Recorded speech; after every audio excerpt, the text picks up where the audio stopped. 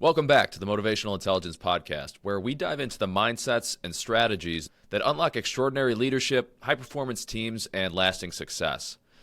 Today, we're talking about a topic that really every executive and every business leader faces, which is building a thriving culture in a rapidly changing world. And to help us explore this, we brought together a powerhouse panel of experts. So joining us today is Doug McDermott, Chief Learning and Development Officer at First State Community Bank, who has led transformative organizational changes in a dynamic and high-growth industry. Chad King, Certified Sales Trainer and Director of Payments at First State Community Bank, a leader who's really helped redefine what it means to lead with impact in financial services and build a powerful sales organization. And our very own John Casey, a world-class leadership trainer with decades of experience coaching high-performing executives and organizations worldwide. So in this conversation, we explore how First State Community Bank transformed its leadership culture using motivational intelligence, the challenges of scaling leadership in a high-growth company, why self-leadership is the foundation of building high-impact teams, how to build a proactive sales organization when people don't believe they can sell, and so much more. So if you're an executive, a business leader, or an aspiring high performer, this episode is packed with insights that you can apply immediately. Please enjoy.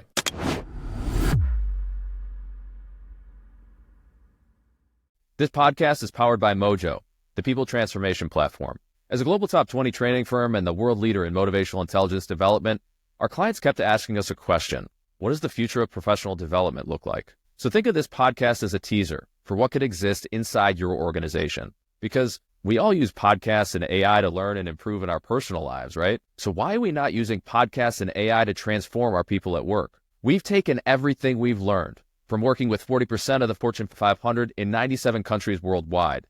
And we've combined it with cutting-edge technology to give you the most powerful weapon in the history of human development. Here's how it works. Almost like magic, what Mojo does is it generates powerful, targeted conversations among employees to rapidly resolve challenges like low or unbalanced performance, high turnover, poor leadership, low change readiness, low succession readiness, or the merging of cultures and the elimination of silos. Along the way, Mojo embeds a success culture into the DNA of every team at your organization and enhances every interaction your people have from now on, both inside and outside of work. Start a 14-day free trial of Mojo today at joinmojo.com/trial and experience what has changed hundreds of thousands of lives around the world, mine included. So get started now at joinmojo.com/trial. That's joinmojo.com/trial.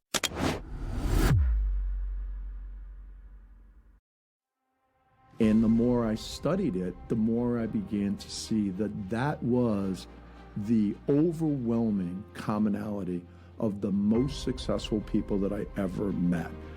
And just the empowerment of the conversations, how it just really motivates you.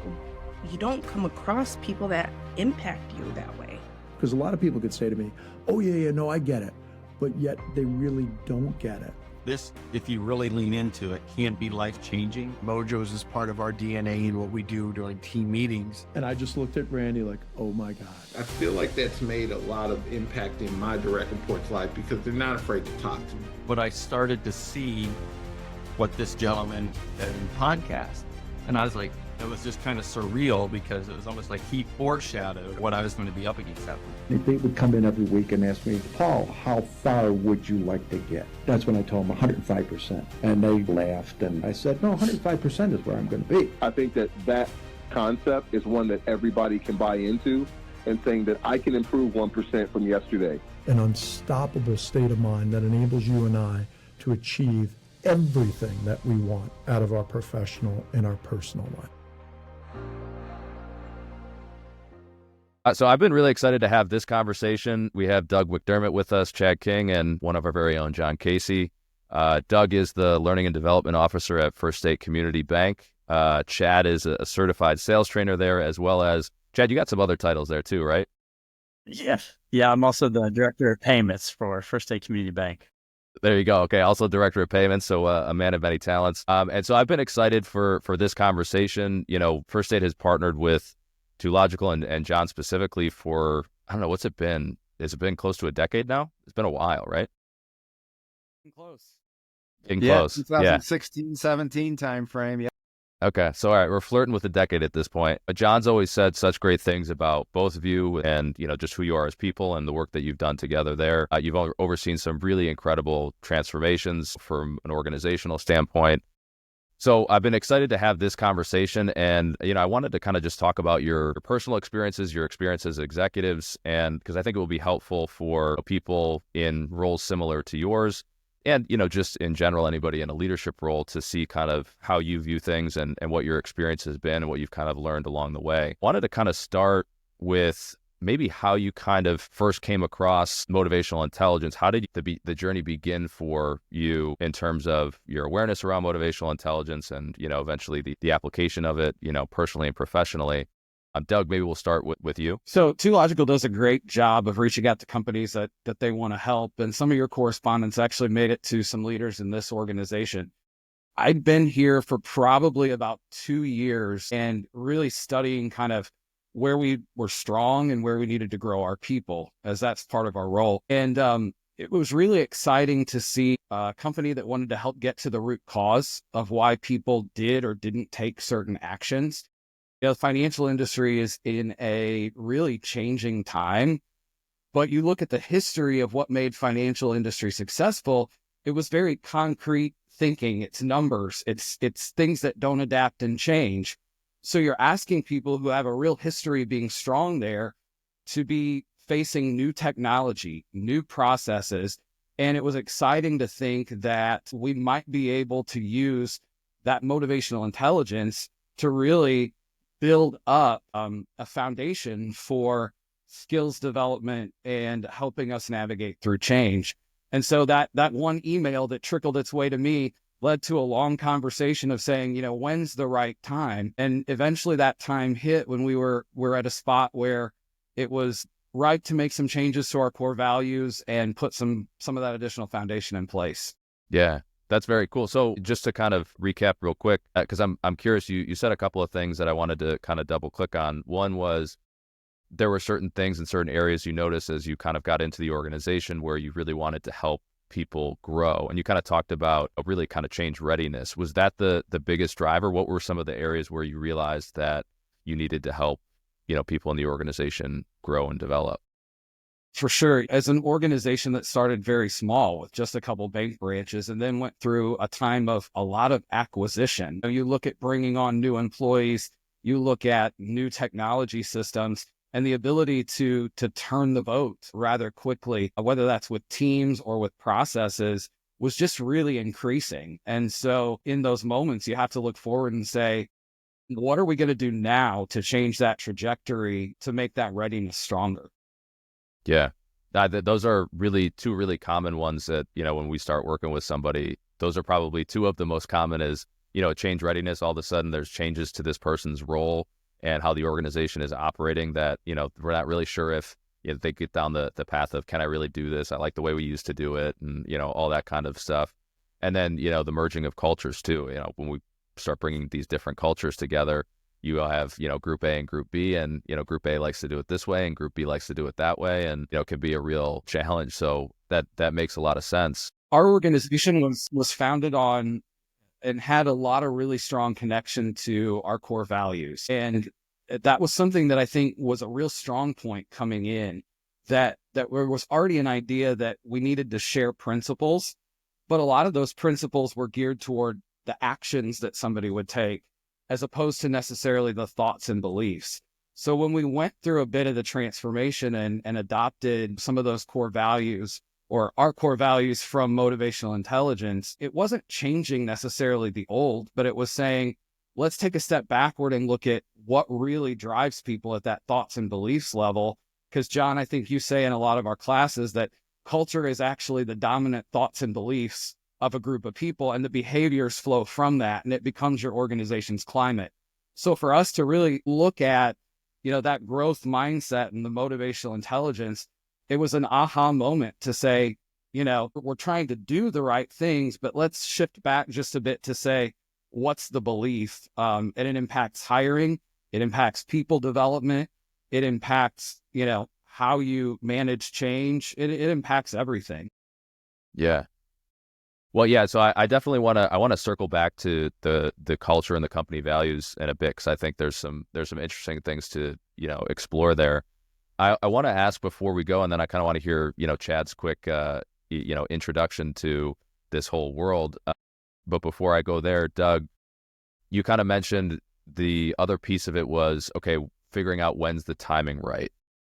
How did you think about that? What were some of the factors that you looked at in terms of, okay, now is the moment, now is the time? I think anybody in an influencing change role has to read the landscape. And you'll notice those kinds of early precursors, and you hear conversations about different teams that you're trying to develop. And you have to really just sense when the readiness is right. And I think knowing what's out there, knowing these tools, and then picking the right time helps that adoption grow so much stronger.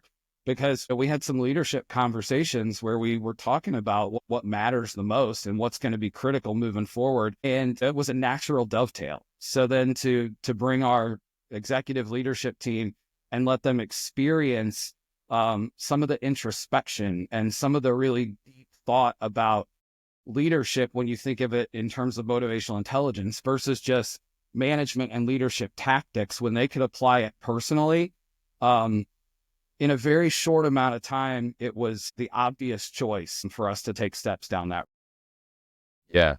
And so it was a sense of, the executive team, the leadership team kind of being at the moment in time where they recognize the importance of it. That was the biggest factor.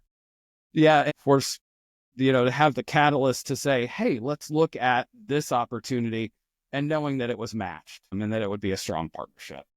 Yeah. And what do you think it was that got the executive leadership to that point of realizing it was important? Were they starting to see, were some of the numbers starting to go off? Was it just kind of a cultural feel that like something doesn't feel right? What do you think got them to that spot? No, I think our performance has been strong. What happens is you see changes in the workforce. If you go back to, 2015, 2016, 2017, a real big generational shift. I think at that point, the big topic of conversation was the millennials. That's not the conversation anymore. As I kind of look at the camera in the mirror and I'm like, well, millennials, we're getting a little older. But just the normal shift in business and workforce. And I think everybody is always asking questions and trying to understand why. It's the human condition. And the next question is, how do we fix it? And whether that's a fix or just an adaptation, you begin to recognize that, the continuous long-term growth, we want to look for the right thing for where we are right now. Yeah. Yeah, no, that makes a ton of sense. I do remember that. We're not talking as much, it's more of a Gen Z conversation now versus the millennials, 10 years ago. But I think that makes a ton of sense. Chad, for you, what was your kind of first experience or your first forte into motivational intelligence? How did you kind of come to find out about it? What set you on the journey? So I'll be 45 this year, which sounds odd to say, but looking back, I've been studying leadership for almost 22 years now. At the age of 23, I had the opportunity to get around some very successful business owners, and they became my mentors and coaches. And there was something different about them. There was something unique, and they thought different. It wasn't just what they did, but it was how they thought. And at that point, they started to teach me the power of a positive mental attitude and how you approach things and your mindset. So I had coaching about mindset for a long time. And then when Doug came to me, whatever year that was, 2016, 2017, we're not really sure. And he's like, hey, I'm going to go to New York and I'm going to check out this group and I want you to go with me. And of course, I was all in. And then when we spent those 2 days there, I thought, first of all, these are my people. These are the concepts that I love. And I remember coming back and our CEO at the time asked me, he's like, okay, what were your thoughts? And what is it that is so unique about this? And first of all, I said, number one, you just have to, it's kind of one of those things like you have to experience it. I'm not going to be able to explain it to you. However, what is going to set this apart from everything we've had so far is when I came to the organization, it was very much focused on management. And I said, this goes way beyond management. This is leadership. Gets to the root of what drives people and what holds people back.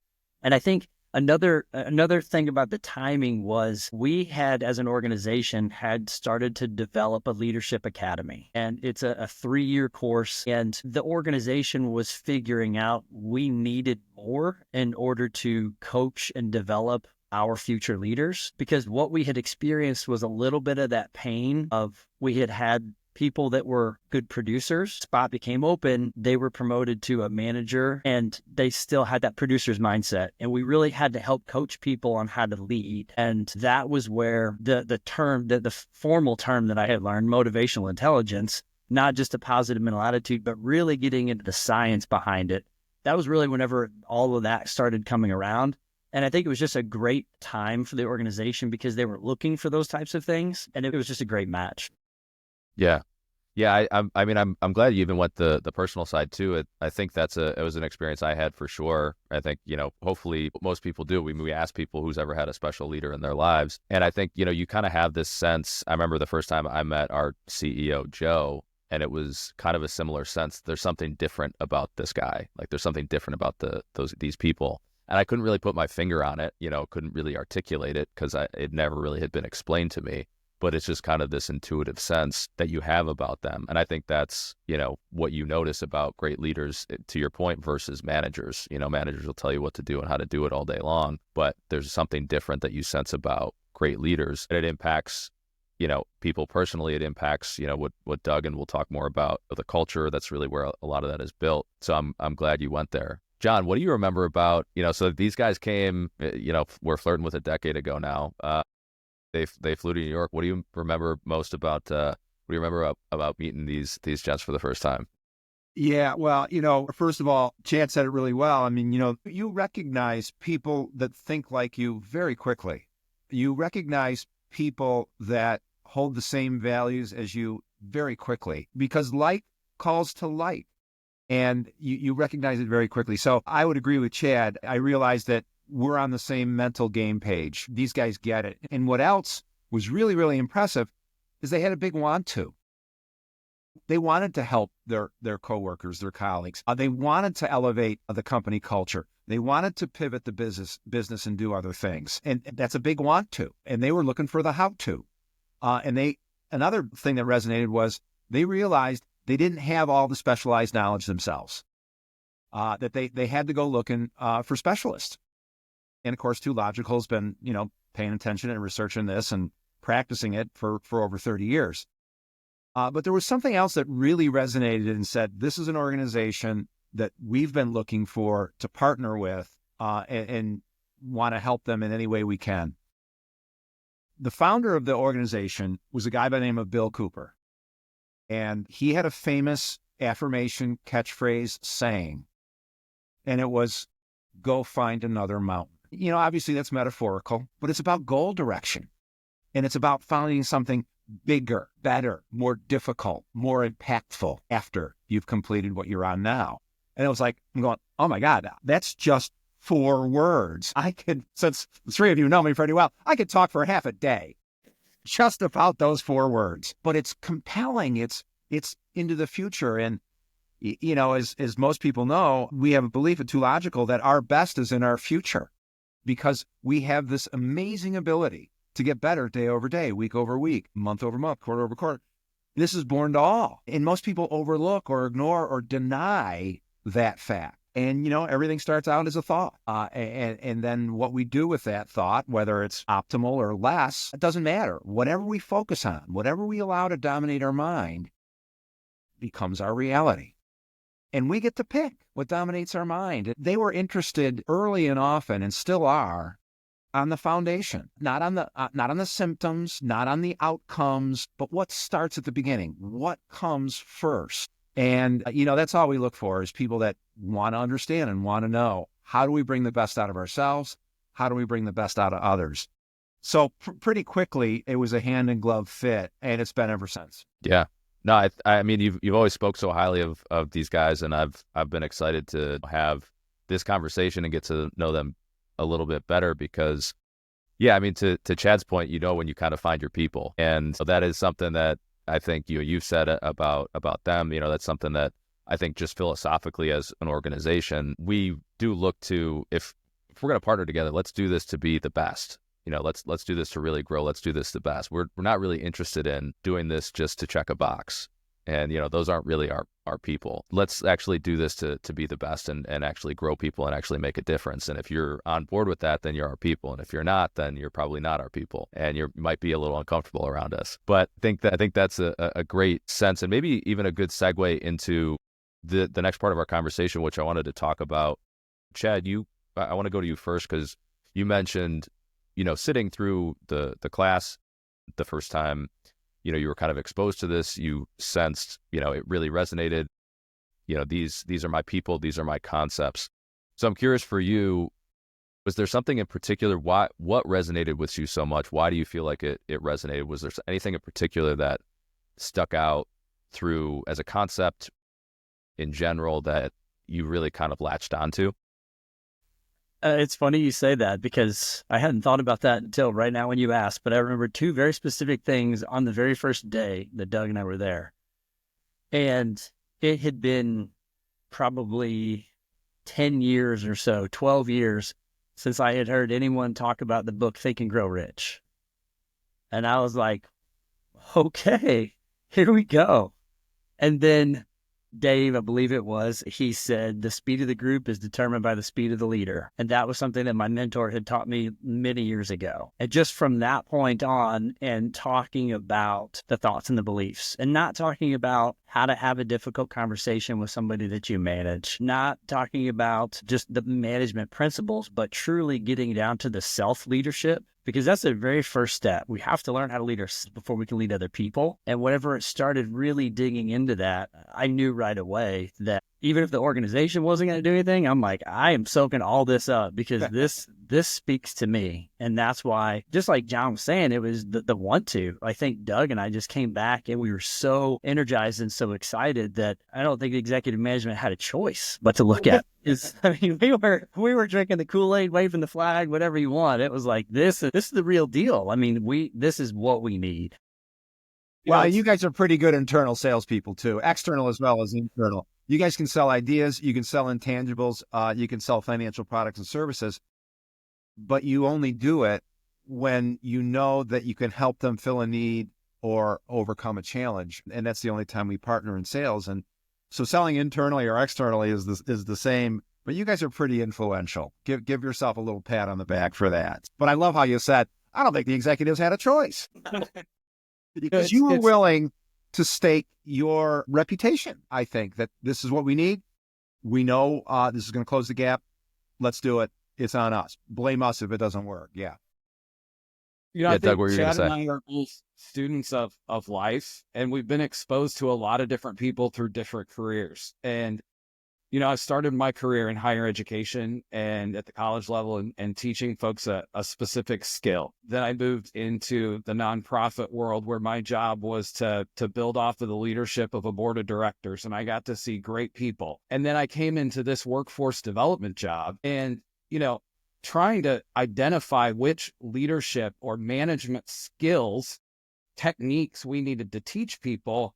That would have been an easy choice. You can find any number of books about the different techniques, but my challenge, because I'm a little analytical and I like to have a very systemic approach, why would I invest the time and energy teaching techniques if I don't have the right common foundation that those techniques will truly be useful for somebody to implement? And as we're talking, Chad brought up our high potential leadership program. We have people coming from all different walks of life, all different backgrounds, all different thought processes, who, if we taught those techniques, we can't guarantee that they're going to be deployed in the right way. And that's any team, not just here. And so by really getting to that individual contributor, individual mindset, self-leadership, and building from that foundation, everything else we do is going to be more efficient and more effective. And the bonus really for us, outside of the job, is we get to learn every time with the people who are in the class. And hopefully not only have we done our job in the company, but, the law of, service and reciprocity, we got such a great gift by having the mental models from Two Logical simplify things that we already knew but were intangible. We have no choice, but from a reciprocity standpoint, to share that with the people we work with and that we care about, because that's what, humanity is all about, right? Beyond the job. And that's kind of the call that once you know it, you can't help but evangelize it because it made your life better.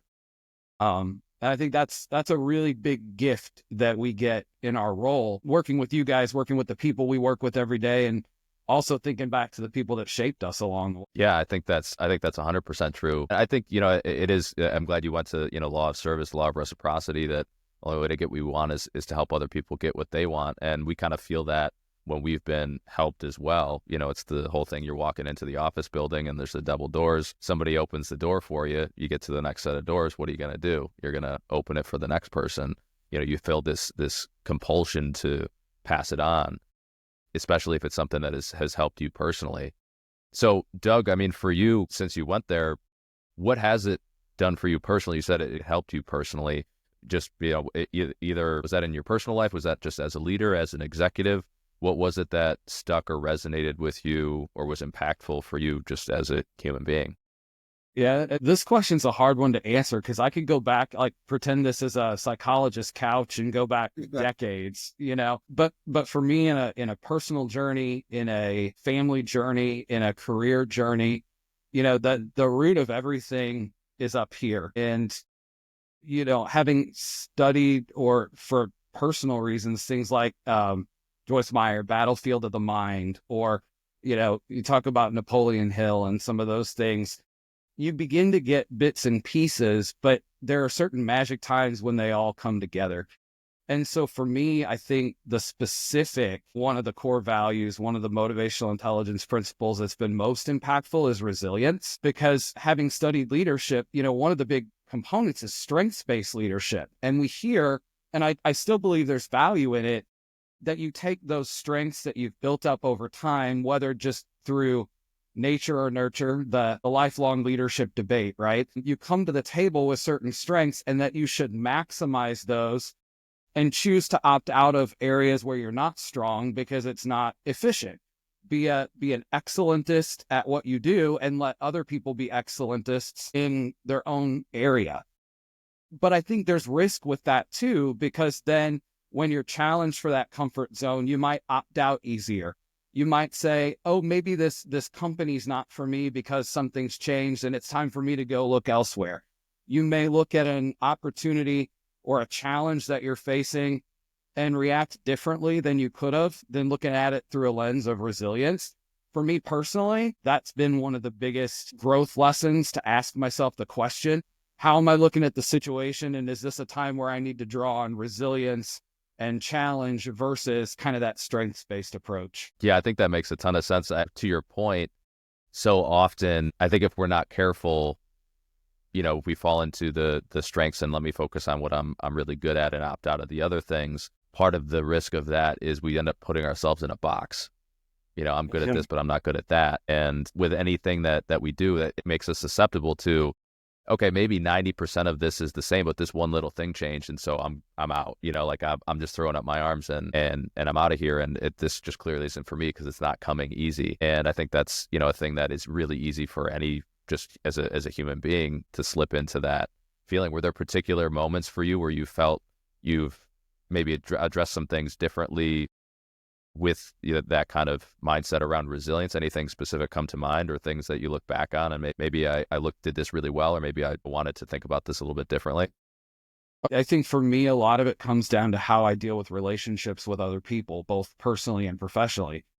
I have a bit of a personality style, if you want to say it that way, that is probably going to analyze everything 6 ways from Sunday and study it before I ever bring it up to you.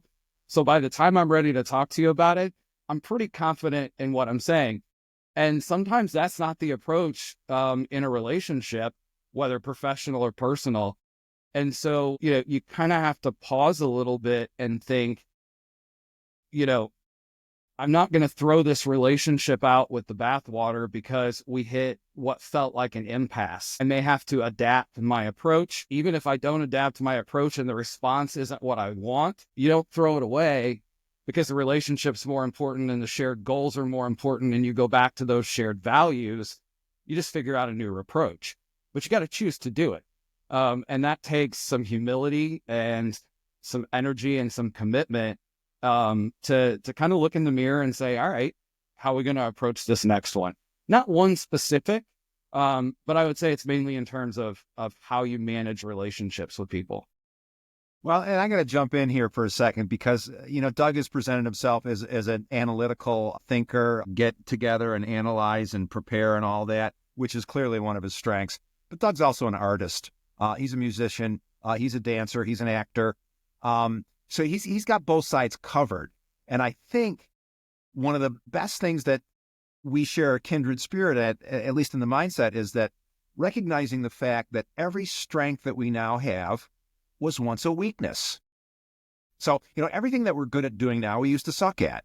And then we became resilient and we never gave up on it. And eventually we became a master, just like learning how to walk or talk, ride a bike, whatever. But what many people get, I guess, bound up in is thinking that, oh, these are my strengths. I just got to leverage my strengths instead of working on some of their weak areas.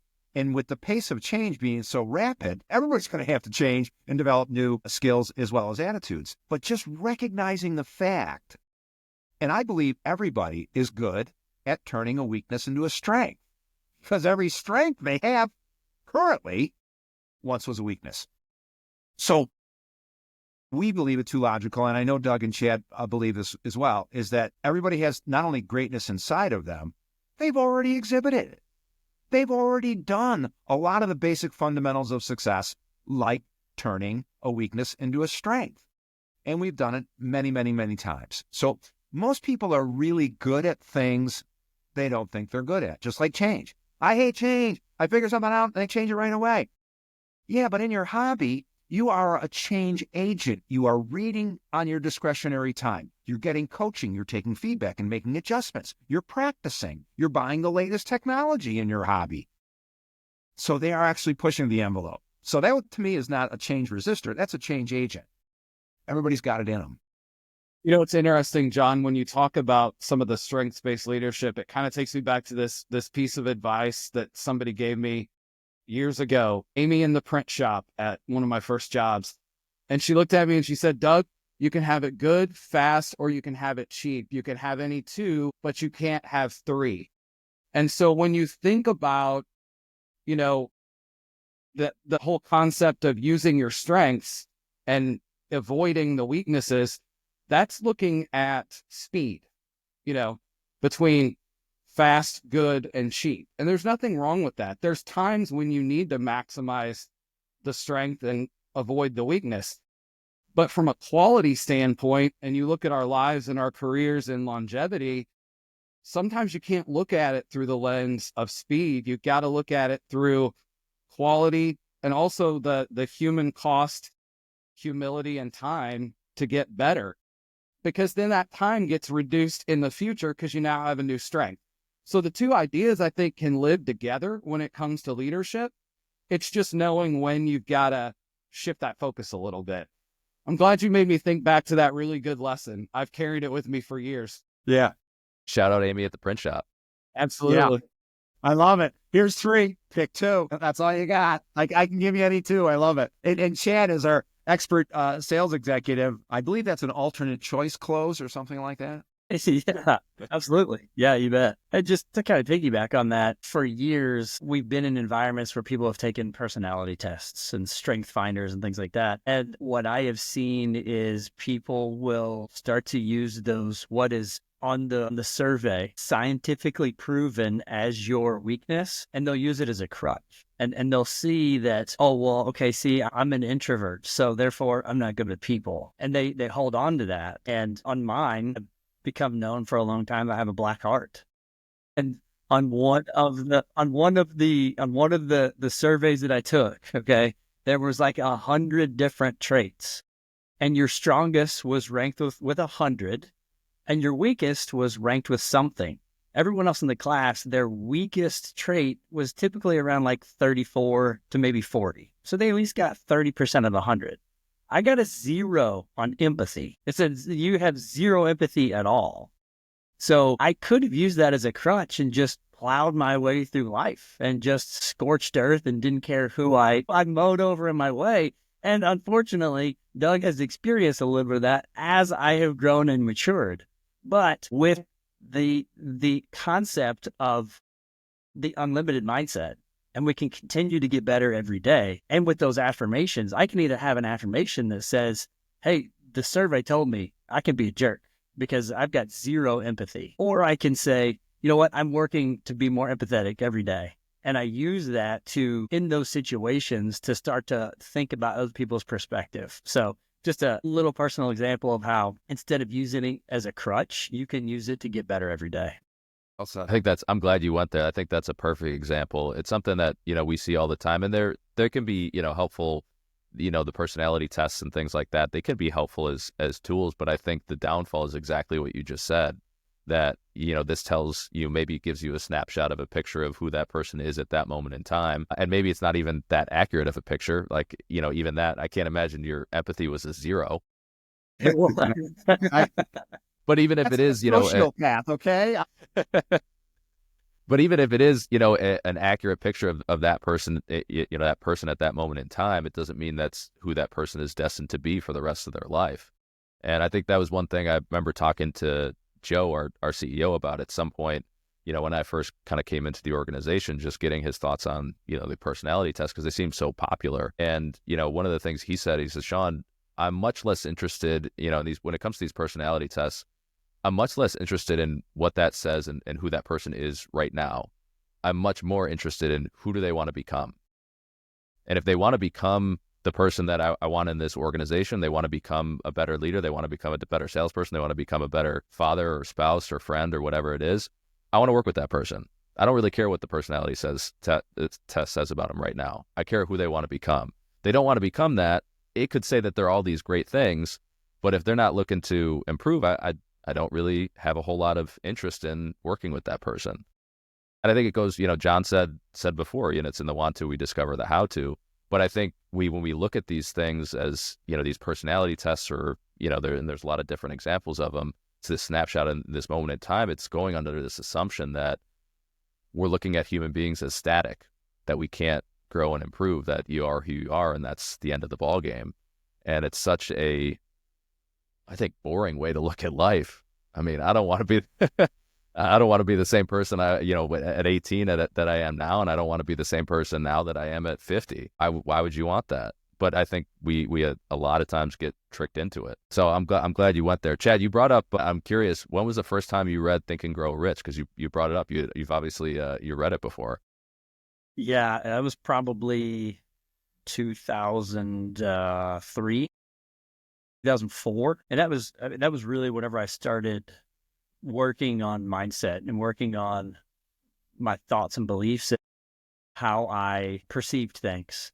And really, Doug was talking about resilience, and I would say out of all of the concepts that we get to teach and we get to share, just the actual definition of motivational intelligence, the ability to identify and manage those thoughts and beliefs, that was huge for me. And I tell a story whenever I get the chance to teach the class that my mentor was having a meeting in Chicago. I lived in St. Louis at the time, and he invited me up to Chicago for the opportunity to get around some very, very successful business people. And I drove from St. Louis to Chicago, and it was about 5 hours in the pouring rain. It was just a downpour the whole time. And if you've ever driven in Illinois in the rain, it's quite an experience. And I get to this meeting, and he's so excited to see me, and he comes up and gives me a big hug, and he's like, "Man, how are you? It's so good to see you." And I said, "Man, it rained for 5 hours. Like, it was a brutal drive.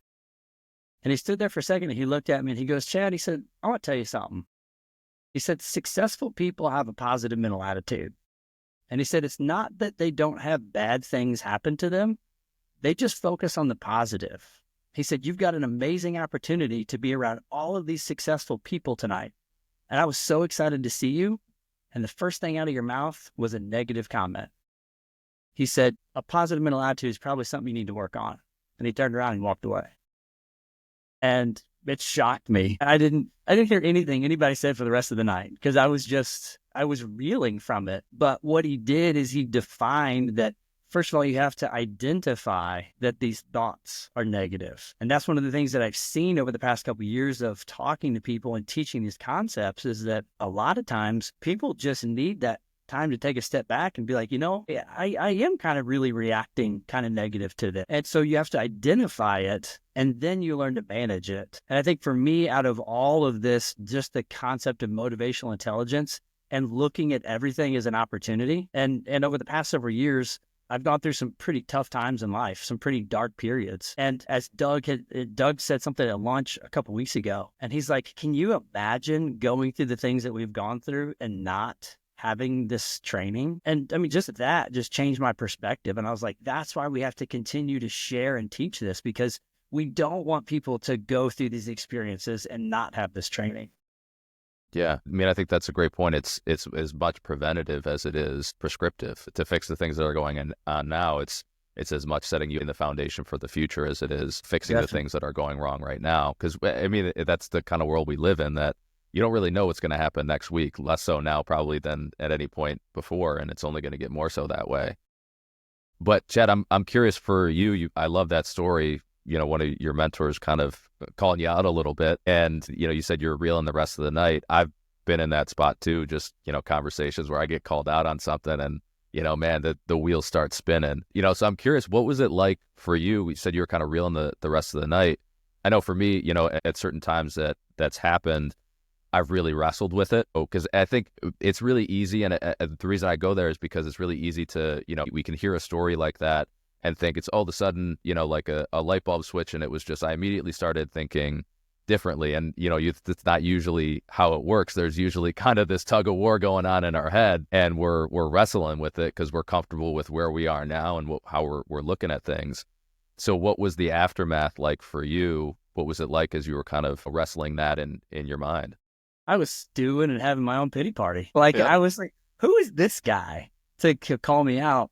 But then as I started to think about it, it took me back to a conversation that he and I had early on, because he said he had the be, do, have conversation with me. Who do you want to be? What do you want to do? And what are the goals? What are the things that you want to have? So I kind of laid it out and we worked on a plan, and he said, that's fantastic. And he said, as your coach and as your mentor, I can help you to get there. But he said, I'm going to ask permission. If I see you doing anything along the path that will keep you from getting to those goals or that will hurt your progress along the way, do I have permission to speak into your life and correct you? And at the time I was like, shoot, yeah, definitely. It was easy to give that permission. Only whenever he actually took that opportunity, I was like, well, it hurt, and that's what we always talk about, growth. I think sometimes we forget that growth, there's pain in growth. There's stretching and growth. And that was that opportunity. And I had to kind of reel on it and look back and say, you know what? Yeah, did it hurt? Definitely.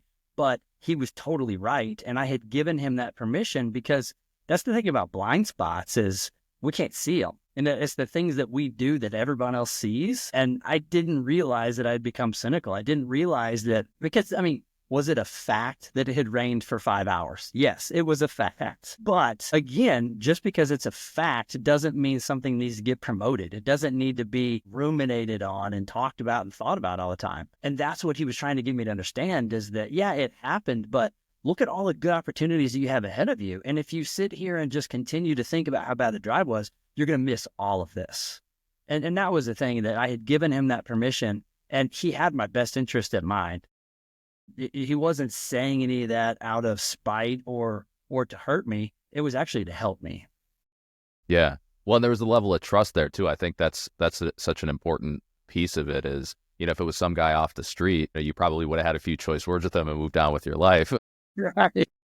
But it was the fact that, he had invested in you. He had that, the conversation of, what do you want to accomplish? Where do you want to go? Who do you want to be?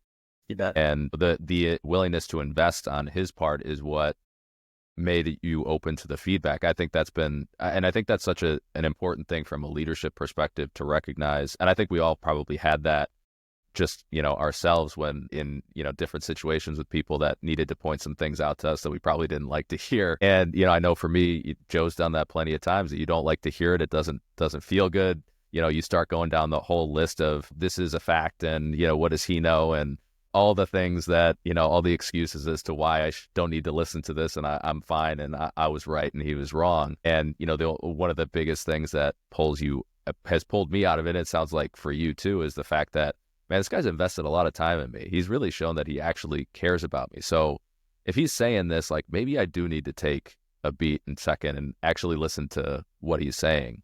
But I think it's the thing that, gets skipped over so easily, so quickly. From a leadership perspective, we think, oh, we could just, point this out to somebody and then that'll be it. They should just listen to me. And that's, never how it works. What's interesting, Chad, as you talk about, the gentleman that gave you the feedback and he spoke kind of a new life into you by challenging you. I think a lot of the people we work with, we're fighting people who didn't speak that unlimited mindset into them at a very, very early point in life, so early that they don't remember it. And the habits and the things that they, and I say they, but I'm also going to say that I do, it takes a long time to take those lessons back and really own the fact that you have all the opportunities in front of you if you choose to change. I go back and I think about a limited mindset early on, whether it was because I was an overweight kid with odd hobbies and whatever the case may be. I had some soundtracks in my head that I created habits to compensate for those, and it may take years of hearing a lot of these lessons that we talk about to really unpack the bits and pieces and get comfortable owning where you are. And, for those of us as leaders of other people, we got to think about the fact that the folks sitting in front of us, it may be a long journey to help them have that identification. We may be helping them uncover things that they don't even remember. And, obviously we're not psychologists, but I think a lot of it is doctoring ourselves, if we're open to it, to begin thinking back and recognizing that maybe what we thought in the past isn't what we have to choose moving forward. And that's a very personal thing, kind of in a corporate setting. It's just where my mind went as you're describing the positive person coming into your life, but also thinking about the folks that we're managing and leading. We may be fighting the not positive person who is long gone. Yeah, I think that's a great way to put it. The world needs critical thinkers, and it's like they're going extinct. We're being told more and more what to think, what to believe, how to interpret things, and let somebody else do it for us. Our own way of looking at things, the ability to have a daily reflection habit, just at the end of the day, slow down, get still and say, hey, what did I do well today? What didn't I do well today or avoid? What can I do better tomorrow? I mean, that's one of the healthiest habits. It takes less than 5 minutes, and it should be part of our daily routine. It's less than 1% of our day. Just slowing down. They used to do that all the time, like before electricity, because that's what you did. And you were better at writing, and you were better at thinking and planning, and you kept a journal.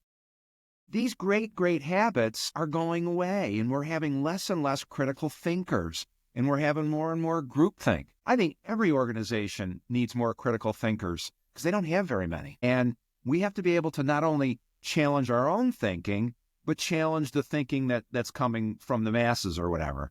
But it's less and less. And, a lot of people in the United States realize that or are starting to. So hopefully there's going to be a sea change. But that's what leaders do. They teach critical thinking. They ask a lot of questions. They draw out people's ideas and then challenge them back or refine them. And there's less and less of this going on. And that's why it's always been a privilege to work with First State and you guys, and your entire culture is built on that now. And it's the norm. It's what's so rare in other organizations is so common in yours, and you guys don't even realize it.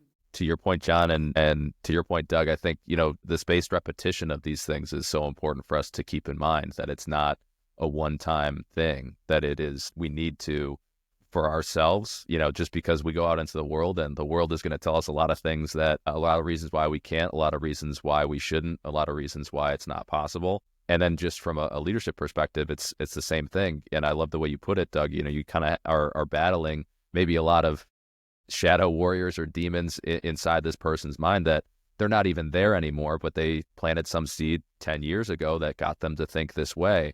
And it's not a flip of a switch. That's why, we reel and we wrestle. And it's exactly what Chad said, that you start going down this path of they don't really know what they're talking about. And it might happen, might happen in one conversation. It might happen over several conversations or over the course of years, that you continually start to chip away and improve. And it is kind of the slow way is the fast way, because, yes, does that take investment and does that take time? Absolutely. But what's possible on the other side is, not even comparable to if we're just sitting still and being static. But it requires, a lot of patience and a lot of spaced repetition. It's one of the biggest reasons that we developed Mojo just internally, first just to use it for ourselves, but from an organizational perspective, you need to have these conversations over and over and over again. We were doing it at lunch today. It's not enough to hear it just once. I've been here for 10 years and I still listen to this stuff, and we have these conversations. And your level of awareness and your understanding of the same things, the same words, evolve so much over time based on who you are and where you want to go. It's a totally different thing and a totally different perspective. But I remember, I think it was Dave was talking about, this is an analogy Joe had used. He used the analogy of the horse whisperer, if you've ever seen the movie, which I haven't, but I've heard great things. Joe had immediately told me I had to watch this movie. But, it was this guy who was taming a wild horse, and, he was trying to ride it and kept getting bucked off, hop back on and kept getting bucked off, hop back on and kept getting bucked off. And so eventually the horse whisperer just goes into the corner of the pen and sits. And, the horse is running around and getting all crazy, and he just, sits patiently waiting for the horse to kind of calm down. And eventually the horse starts to slow down and then makes his way back over to the horse whisperer, and then he gets on and, he rides away. And Joe, Dave had told this story that he said, Joe and I were talking, and he's like, that is a lot of times my relationship with you. If I introduce a new idea to you, you buck me off, immediately, or you resist it, or you wrestle with it, and, I'll try again and you'll wrestle with it. And I'll try a couple times. And then after a while, just kind of have to be patient and wait for you to work through it in your mind. And then eventually when you're ready, you come back around. But it is the importance of the spaced repetition, because these things aren't a moment in time. It is an evolution of an understanding that, it's not just a straight knowledge transfer, which makes it so different, but so much more powerful, I think, in so many regards. So I love that example, Doug. I want to dive into maybe some organizational stuff if you guys are cool with it. I know one of the things that, we alluded to and talked about a little bit early on, Doug, was looking at and maybe kind of reworking the company values and really how you went about and simplified those. If you don't mind, what was kind of the impetus for that? What did it look like before? What did it look like after? Why did you kind of go down that path to develop and really start to think about the company values? Sure. After we went through the trial course and brought our executives and things into that, the 5 motivational intelligence principles were so powerful. And the question came up, if this is truly the core that we want to recruit for, to develop our existing employees to have the things we want to nurture, they have to have a place of importance and visibility. And I think I shared that we had a real commitment to the concept of values. And we had a list of 14 different behaviors, all of which were very good. Things that I would go looking back, say, demonstrated or were ways to demonstrate a lot of the motivational intelligence principles. But to figure out how do we simplify that list, but also how do we really get to the bullseye of what's going to drive not only people to engage in those 14 things, but to engage in things beyond that. How's it going to engage between a manager to an employee? There's so many other possible outcomes when you're focusing on those 5 core principles. So we looked at those 5 principles we also looked at our other core values to say what was uniquely First State, not only from a culture perspective, like the dominant thoughts and beliefs, but also climate perspective, how we interact with our customers, with each other, those things that were uniquely part of our internal and external brand. And there were two other elements that fit into that mix, and they were professionalism and service. So for us, going around and talking to employees at all levels and asking questions about what people valued and what their response was to some of these concepts, there was a real easy buy-in, if you will, to those motivational intelligence principles, along with professionalism and service. So we maintained a couple of those elements that were uniquely First State, but also then overlaid or transitioned out the behavioral values with those thoughts and beliefs values from motivational intelligence. So we had about a 6-month window, a pretty short window actually, to build that campaign internally and plan for that launch. And it was a wild ride, but it was a great ride that had buy-in at all levels. And then we just had the really cool opportunity to be able to communicate it out. And so, you know, we had a number of our leaders who went through the Leading with Motivational Intelligence course. We did some, I would call it Leading with Motivational Intelligence Light courses for some of our managers across the organization. We have about 500 individual contributors, 200 folks who have management authority over one or more people from a role perspective. We did some of that advanced education. And then we really launched what I would call a pride campaign internally, because we were very proud of not only what we were adopting, but our history. And so we had a pretty awesome video that was put together that told the story of both our vision and our mission and how our values supported that. Because through that process, we actually revised our vision and mission statement, because those three components, you know, are so core and intertwined. The vision talks about your why, the mission talks about your how, and to be able to do that how and why, you really have to have core principles going into that. So from that point, those things have become the foundation of pretty much every educational campaign that we lead, whether it's our new employee accelerate program, whether it's our manager certification where we bring people in to teach them. Really from the beginning level, the first thing people have to learn is why we exist, how we do what we do, and what we do. And then we talk about the things we have to believe to make that happen. Our vision, we grow stronger communities by helping people and organizations achieve and protect financial success.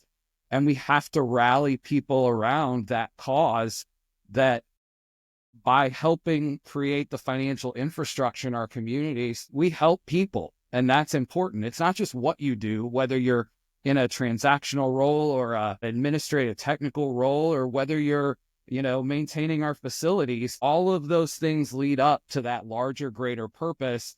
And the way that we show up to be our best as members of that team, rallying toward that cause, is by believing, living, demonstrating those core values. So it's ultimately infiltrated most everything that we do, whether it's performance management, training, conversations and meetings.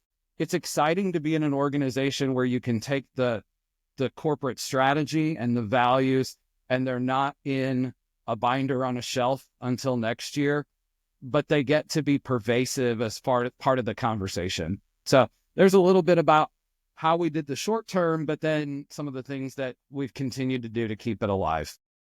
Well, and let me just jump in right now, because what they did is they took a 3-ring binder that stayed on a shelf, and they made this. You can see it behind Doug's right shoulder. There's a 1-sentence vision statement. Doug gave it 1-sentence mission statement, and then 7 values and 1 sentence underneath each of them. I mean, simplicity is the ultimate sophistication. Da Vinci said it, Steve Jobs said it, and this is for the employees. And it says, because of you at the bottom. And I've seen a lot of attempts at this. I've never seen anything better. And the transition, the pivot, the whole culture was transformed because of this document and the work that the team did. But now people love it. And they probably don't even remember what came before. And managers are drawing examples in their staff meetings to their employees exhibiting these behaviors. And I don't know, in both Chad and Doug, as you've seen this take root and new people come in, especially if they've worked elsewhere where there is nothing like that, and there's a lot of finger pointing and department silos and all of that, it's got to be a breath of fresh air. I mean, it's still as exciting and exuberant and exhilarating as it was when it was first announced. I mean, does it still have a life of its own, and it's, gone in a lot of different shapes and formations? I get to live it every day because part of my responsibility is to drive it. And when I hear stories about people whose lives are better because of something that they just happen to get because they work here, there can't be anything better for me personally.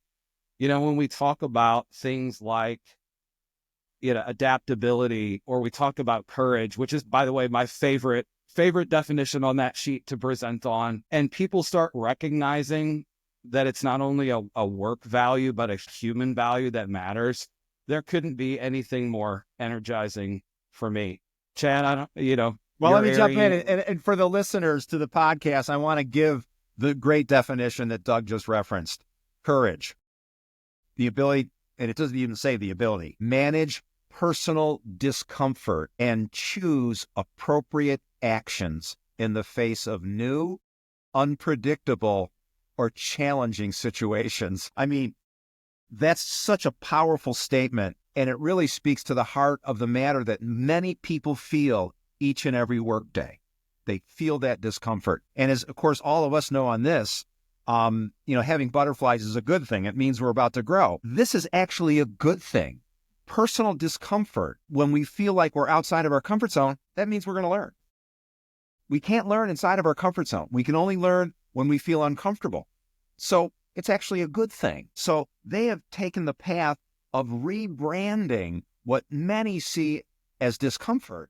And now they start to see it as, I should seek that out. I should have butterflies every day. I better feel uncomfortable today or I won't learn anything. That's now the affirmations and the thinking in many of the employees at the organization. Well, Chad I want to go to Chad quick, but Doug, you said, I'm curious, you said that's your favorite one to talk about and present on. Why is it your favorite? Vulnerability moment. Looking back, I would say that's probably where my own self-talk was the most negative, that I didn't view myself as a courageous person. And this goes way back. In the work we do, I think we tend to think about emergency medical professionals, firefighters, police officers, Superman or woman in a costume. That's what courage is. But when you start to break it down, how many times do we choose behaviors based on fear and a fear response that really limit our future? And I think for myself, looking back over the years, I listened to the physical response. And this is when I teach it, is so fun to talk about, because we talk about what are the physical things that happen when you feel fear. And obviously we start getting into a lot of biology, and that's not what you expect to talk about in a financial institution. But we talk about how the physical response is biological, but it hasn't caught up to where we are today in our world, because we're responding to the saber-toothed tiger. But what are our saber-toothed tigers? And people talk about speaking in front of audiences. They talk about having a difficult conversation with a spouse. And they begin to think about, I can separate the physical response, which is actually a good thing because it tells me I'm in danger and I need to protect myself, but it doesn't mean I have to limit my next steps because of it. I can't assume that just because my body reacts the same way to speaking in front of an audience as it does to being faced with a deadly animal, I have to realize what the threat level is and make a choice. Because if I make the wrong one, it's going to have other negative consequences. And, looking back in my own life, I think there are times when I listened to that biological response and interpreted it to be something so much bigger than it really was and missed opportunities. I'm still not going to tell you that it feels good and that I'm excited about it. It takes all the reframing in the world for me to talk to myself. But, what do you always talk about, John? We're the only species that is able to think about what we think about.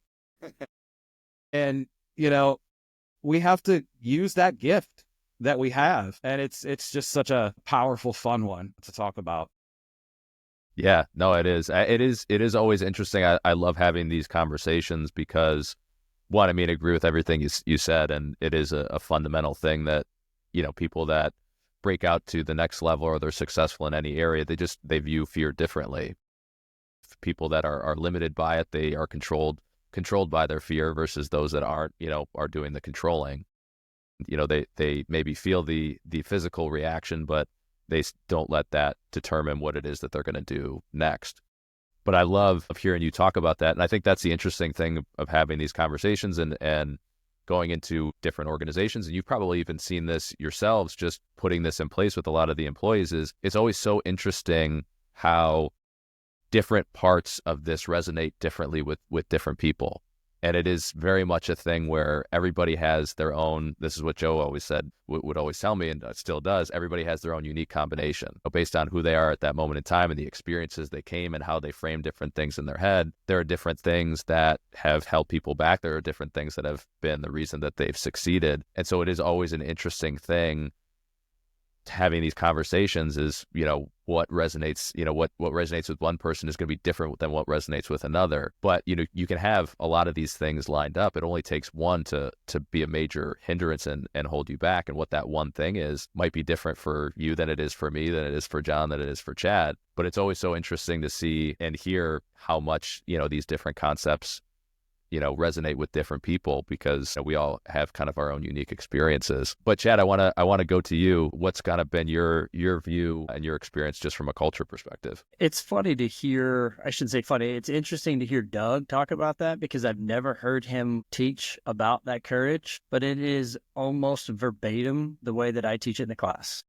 Because I have a very, very strong passion for our country and our military. And I have friends in the military. I have one of my best friends is a firefighter. They run into the fire. They run into the battle. And this is when we get to that part of the class, this is what I say. I say, we always associate courage with those people, and not to take anything away from them, but I don't think we give ourselves enough credit when it comes to the courage that it takes to have a difficult conversation with a coworker, or the courage that it takes in any of those situations to where, like you said, we have those feelings. And it's interesting that you describe it that way, because that's exactly how I teach it. And I think this single page document has really, really accelerated the growth of the organization, because you can hire with it, you can coach with it, you can fire with it, you can hold yourself accountable with it, you hold other people accountable with it.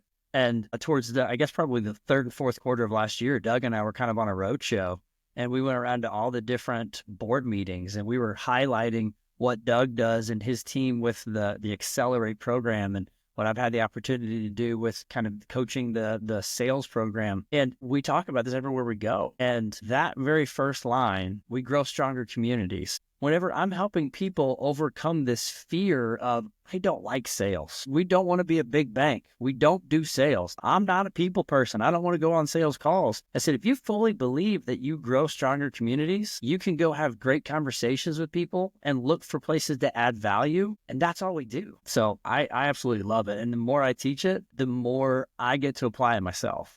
Yeah, it is something I remember that the first time I started doing, just on the digital side with Mojo and stuff, I started doing some coaching. And I remember after the first one that I ran, I talked to Joe and he said, how'd it go? And I was like, I was just amazed, what the response was and how the conversation went and what people's takeaways were and how personal they got and how vulnerable they were. And he just goes, oh yeah, you're going to be addicted to this. And it very much is. I'm sure you've had that experience too. It very much is. When you see the light bulbs go off for people and you see the difference it makes for them personally, professionally. I mean, what else could you ask for? It is something. And just, not just the one-page document with the vision, mission, and values, but this motivational intelligence course and what I have the opportunity to teach with the sales training. I literally have people on my team and other people in the bank that show up at the beginning of day 2 just to hear the golden nuggets.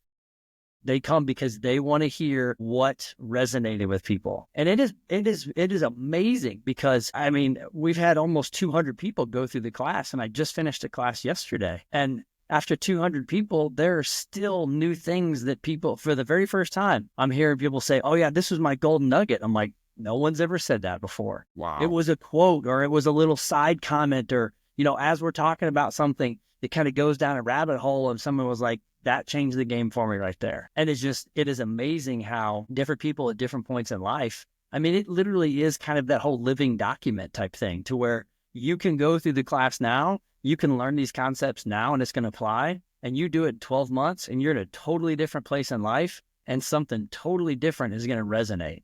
So yeah, I literally had people who show up on day 2 just to listen to the class's golden nuggets.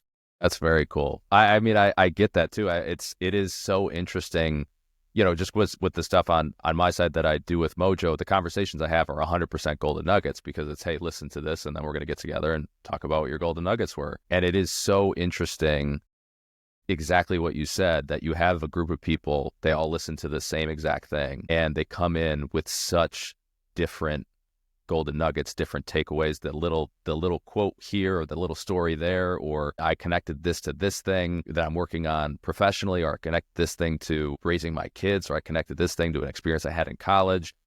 And it is so interesting how, to your point, different the takeaways are, but all so profound. It's not that, any are necessarily better than the other. They're all so unique, but I think part of the reason is that they're meaningful to that person.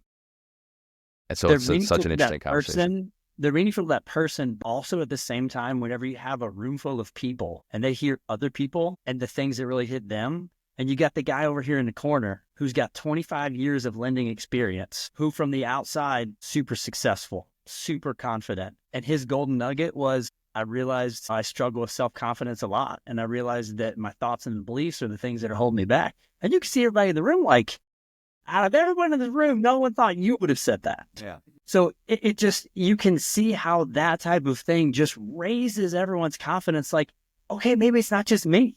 Yeah. Maybe it's not just me who deals with this. There's some really great things we've been able to add value, but I also want to give some credit that the long-term culture that we came into was very much based in just being good people who were humble and vulnerable, because I think that kind of vulnerability-based trust was a really powerful ingredient that allowed us to loft with these concepts more quickly. There's a line that I think gets attributed back to Bill, who you mentioned, John. We take our work very seriously, but we don't take ourselves too seriously.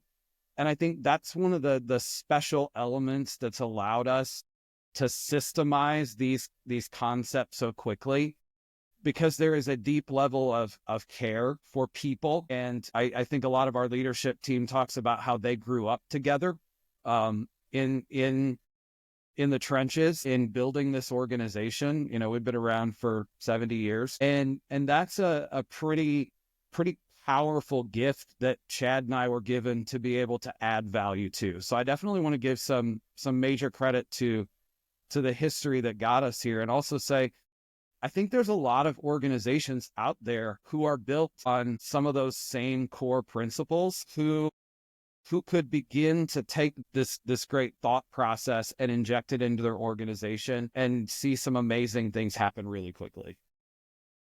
Yeah, I think that's a great point. And, I'm glad that you said that. I think it is interesting. You look at, and I think it's true of most organizations, to your point, that there's, a lot of times a foundation there, especially, you look at the founders of any of these companies, they usually embody, I wouldn't even say usually, they pretty much always embody these values and this way of thinking.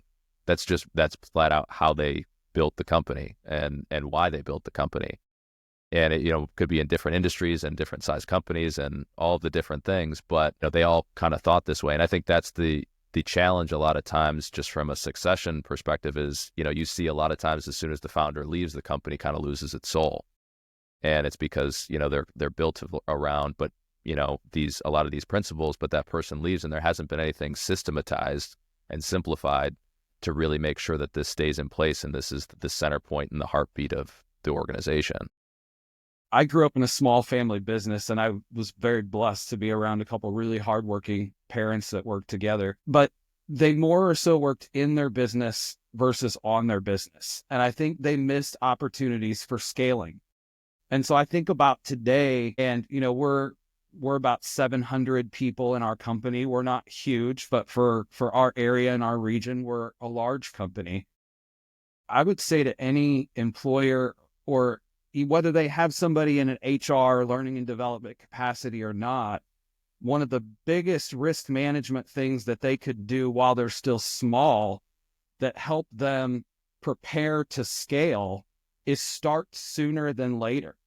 Because I think a lot of business owners who are that person you're talking about, Sean, they're not thinking from a corporate perspective. They're not thinking about all the stuff you see in books. They're running a great business. But if they want that to last and be a legacy, investing in that early to create the system, to give the language to the principles they're already displaying, that's going to help them exponentially grow and avoid a lot of pitfalls on the way.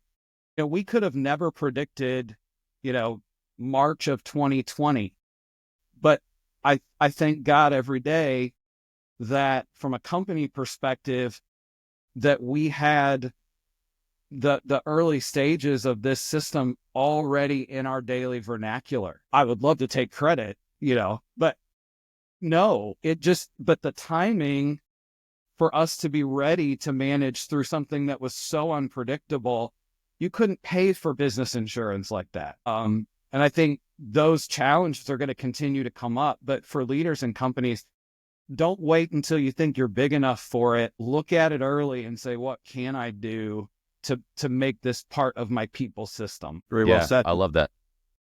Yeah, in a lot of ways, it's future-proofing the organization, especially, which is more important now just with how fast things change. Future is here, and it continues to come quickly. So the future proofing, I think, is huge. Chad, I want to go to you for a second, because one of the other things I wanted to touch on was one of the things that you've done and kind of spearheaded is really kind of embedding creating a sales organization, a sales culture inside the organization. And, just from what I've heard, you talk about and John talk about that previously, and I think is true probably for a lot of, banking, companies in particular, a lot of banks, is there's this tendency to just, hope the phone rings and we'll go off inbound and hopefully they come into the branch, or, they pick up the phone and they call us when they need us, versus going out and actively, selling and building relationships. And that seems to be something that you've kind of overseen and spearheaded, that shift in strategy, that shift in culture. What's that been like for you? What was the impetus of that, and what have you seen, and how have you kind of made that so successful? Yeah, it's been a fun ride. The fall of, I believe it was 21, during the strategic planning process, our executive management was together, and John Dinkler, our CEO, said that as they were going through the list of projects for 22, he wanted a particular project to kind of take some priority. And he said he wanted to put a team together to create a program that would coach and empower our team members to go out into the markets and to do better at creating those relationships, creating those partnerships. Part of that, he wanted us to formalize a sales call program. And you're right, sales has typically been a bad word that starts with S in banking. So we put together a small team of people, and I naturally jumped to the actions stage of the process. So we got the team together, and I was like, all right, we're going to teach people how to sell. And Doug was the one who's like, is that really the problem that we need to solve? He's like, do we really need to teach people how to sell? And I was like, yeah, that's what they want to do. Let's teach people how to sell. And he's like, what do you think about the whole mindset thing and the thoughts and the beliefs? And that's when the whole table kind of sat back and was like, okay, maybe we need to look at this differently. Maybe we have a different problem that we need to solve. So yeah, it's honestly, it's all Doug who brought John in and said, hey, this is kind of what we're looking to create. You know our organization inside and out. Can you help us build a program that's very much us, that is very much our culture, that will help accomplish this? So we worked for, I don't know, probably 4, 5, 6 months. And thankfully, we had already had that partnership. And John was integral in, look, this is the vision. This is the mission. These are the values. And how can we build a program that completely aligns with this? And it only makes sense that this is the next step. So we kind of put that program together. And that was when John came in and we had kind of a pilot test group with some of the executive management. And it was in that class that John looks at me and he's like, hey, I think you need to get trained to teach this. And I was like, cool. I mean, I can do that, but I'm good with that. So I have a background in sales. I've done all kinds of different business, and it's an amazing opportunity that for the past, whatever it is, 2.5 years, after working with John for several months to get certified to teach this material, and just molding it and evolving it over the past couple of years to really dig into the people's thoughts and the beliefs and to really reframe what people think sales is. Because a lot of times people come in and it is the thoughts and the beliefs, and they think based on negative sales experiences they've had in the past that we're going to ask them to go sell this widget. And this is the widget that we're selling this month, and this is what you're going to get compensated on. But next month, that widget is going to change. So you got to sell a different widget. And that's what people think, that they have to go out and convince other people to buy something that they don't necessarily need and want. But when we go in and we teach them, sales is literally just identifying a need and meeting that need. And if we go back to the vision and the mission and the values and we say, we just want to go have great conversations. And in that great conversation, when you ask great questions, you're not there to do the presentation. You want the customer to do the presentation to you. So you should be the one doing the least amount of talking. And you can see people's mindsets changing. And you can see people, that stress comes off of their shoulders, that they're not going to be forced to just go, hand out brochures and push products and services. We literally want you to go out and build partnerships with people. And the way you build partnerships is by adding value. And the only way you can add value is when you identify a need. And one of the things that has really come up in a lot of these conversations is people are seeing how they can add value, even if it's not with our own products and services. If they say, oh yeah, you're looking for a new accountant? Absolutely. We work with 3 or 4 accountants here in town. Can I help you make that introduction? And they're seeing that just adding that value, that is how you sell. Yeah. I love that. And I think it's a good point too, that a lot of times, from anything really, particularly from an organizational perspective, but I think it's true from a personal perspective as well, is, are we really addressing what the real problem is? And, and Doug, I think bringing that up, I think was huge, because a lot of companies would go, okay, we need to, put a sales force together, and we need to go, out in the field and sell. So we're just going to teach them how to sell, and they'll go do it. And, we've seen that the movie a million times, that, just because you tell them what to do and how to do it doesn't mean they're actually gonna do it. And, and I think it's particularly true in any sort of a sales role. We changed the go-to-market. We used to do it this way, and now we're doing it this way. So we just got to teach them on how to do it this way, and then they'll go do it. Yeah. Very, very rarely, if ever, the case. So what's the response been like, and what's the experience been like for you teaching that to people?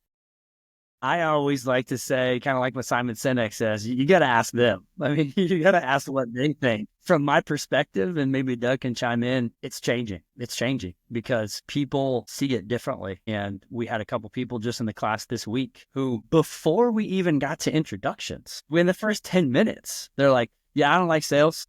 I don't like going to calling people. It's not what I'm here to do. Brave, very brave person. Yeah. You got courage.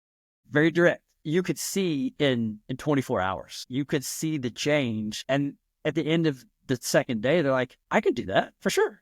Yeah, I could definitely do that, because that makes sense. And again, it gets to, it's not just the sales program. It's just not teaching people the steps of the program. And the story that I use when Doug and I have been going around is that my daughter's 13 and she's in gymnastics. And the most difficult thing for her to get was this back handspring.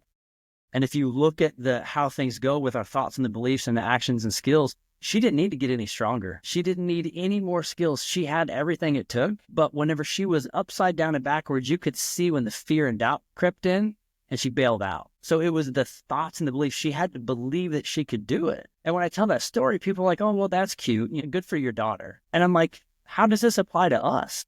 That looks like the person who's got 25 years of experience, who forever and a day, people have just come into the bank.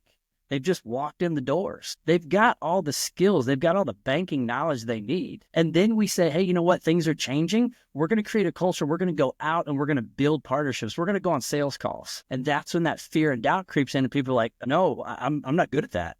I don't like selling. I'm not a good people person. I don't know how to carry on a conversation. And when you tell that, you can literally see those people be like, yeah, that's me. That's me. And when you change their thoughts and the beliefs and you help them understand that we're out to add value, we're out to grow stronger communities, we're out to help people, we're not out to push products, we're not out to take advantage of people and move from product of the month to product of the month. We're here for the long haul. And when we go out with that servant leadership mentality to where, hey, we just want to add value wherever we can, you're going to sow seeds and those seeds are going to come up. Yeah. Doug, what have you seen just in terms of response or difference it's made to the business? Yeah, I love seeing the core concepts that we try to take across our whole employee base made even more real and more pertinent as they relate to specific areas of work. And I think we have opportunities for that to continue. But more powerfully is when Chad shares with me, we have a spaced repetition follow-up program of communication that Chad delivers to the participants. And the responses and engagement and vulnerability in print when people send messages in response to what Chad sends to them after the class, hearing real life, deep stories, how people's lives are better because they do it. There could be no greater win-win. They're helping more people achieve and protect financial success, and their life is better. And I guess the third win is everybody they meet gets a little bit of that pixie dust that we had just a very small part in sprinkling the first bit of. I mean, man, there's nothing better than that. Yeah, that's very cool. John, what have you seen? You've kind of had a unique perspective to see, just from outside the organization. What have you seen? And I'm also curious why you picked out Chad. What made you pick Chad and tell him he needed to get certified? So maybe talk to that, but also just organizationally and in terms of the transformation, what have you seen? Well, yeah. Well, first of all, we let very few individuals around the world teach our IP. They have to pass through many, many gates that Chad didn't even know he was passing through. But it goes back to what we said earlier, like calls to like. You can tell somebody that, and heck, I didn't know if he was a trained facilitator or not. And it turns out he probably wasn't, but that doesn't matter because many trained facilitators have trained themselves on bad habits. So it's not that. Teaching, like selling, like leading, is about talking less, asking more, and speaking last. I mean, there's some really simple rules that anybody could follow to become a better leader. So Chad was pretty vetted before we gave him our child to raise, and taking one of our children to the Midwest and raising them out in rural Missouri, that's a big risk. But kidding aside, what they've done with that child is they've raised them to an adolescent, maybe even a young adult now, and it's bigger and it's better and it's more impactful than anything we would have done in our headquarters in Rochester, New York.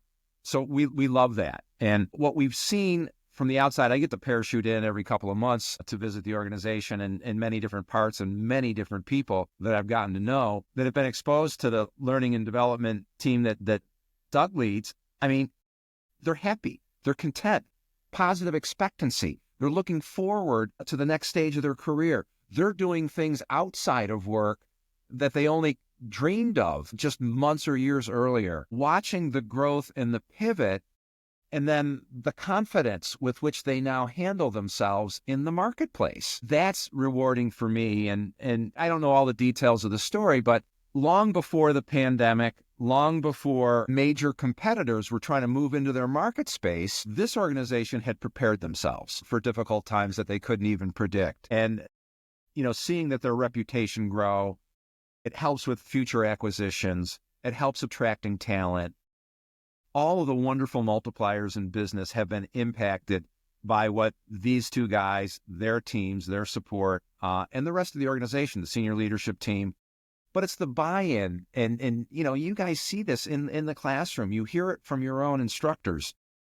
The buy-in they now get from all of their employees anytime in development is doing a program. I mean, people are excited. They're expected. I mean, training and development for a lot of corporations has a bad reputation. I'm going to waste another day. Work's going to pile up. I can't apply any of this stuff. I mean, that's the usual appreciation or lack thereof of most corporations' internal training and development. These people are superstars. These people are heroes in the organization now. It took them a long time to get there. They had to sell internally. They had to figure out those skills if they didn't have them. But it's been very enjoyable to watch these two professionals grow, but then the multiplicative effect that they've had throughout the organizations. Yeah, better than compensation.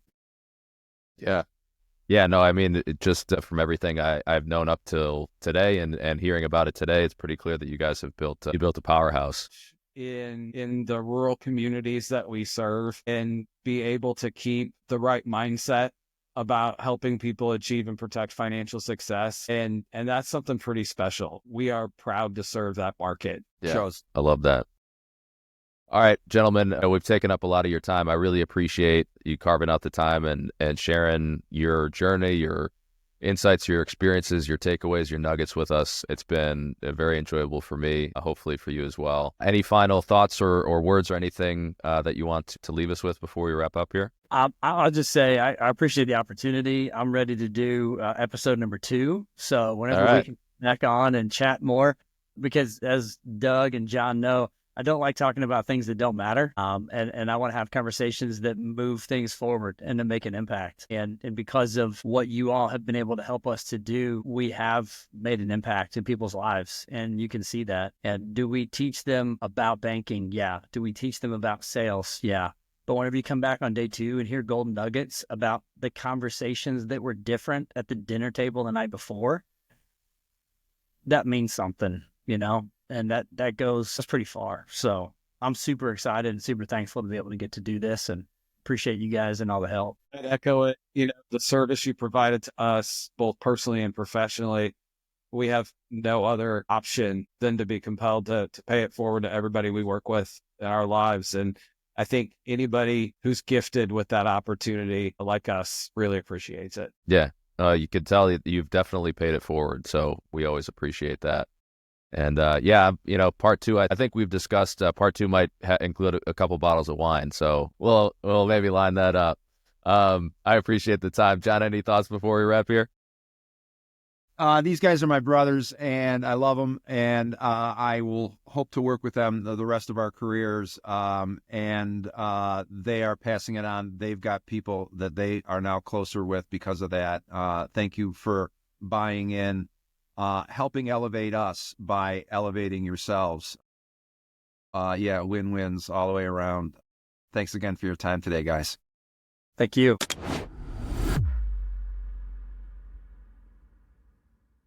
This podcast is powered by Mojo, the people transformation platform. As a global top 20 training firm and the world leader in motivational intelligence development, our clients kept asking us a question: what does the future of professional development look like? So think of this podcast as a teaser for what could exist inside your organization. Because we all use podcasts and AI to learn and improve in our personal lives, right? So why are we not using podcasts and AI to transform our people at work? We've taken everything we've learned from working with 40% of the Fortune 500 in 97 countries worldwide, and we've combined it with cutting-edge technology to give you the most powerful weapon in the history of human development. Here's how it works. Almost like magic, what Mojo does is it generates powerful, targeted conversations among employees to rapidly resolve challenges like low or unbalanced performance, high turnover, poor leadership, low change readiness, low succession readiness, or the merging of cultures and the elimination of silos. Along the way, Mojo embeds a success culture into the DNA of every team at your organization and enhances every interaction your people have from now on, both inside and outside of work. Start a 14-day free trial of Mojo today at joinmojo.com/trial. and experience what has changed hundreds of thousands of lives around the world, mine included. So get started now at joinmojo.com/trial. That's joinmojo.com/trial.